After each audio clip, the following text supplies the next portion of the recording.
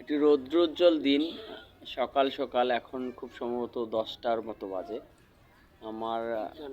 আমাদের পুকুর এবার বাবা কিছু পাঙ্গাস মাছ ছেড়েছে শখের বশে। তো এটা আমরা কিছুদিন থেকে এটাকে ফিড খাওয়াচ্ছি। এটা আসলে যদিও একদম নতুন, তো দেখা যাক।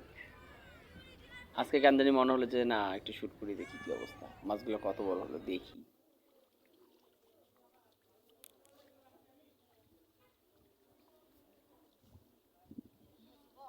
অলরেডি কিন্তু পাঙ্গাস চলে আসছে, মানে এটা প্রত্যেকদিন দেয়া হয় এই সময়টাতে।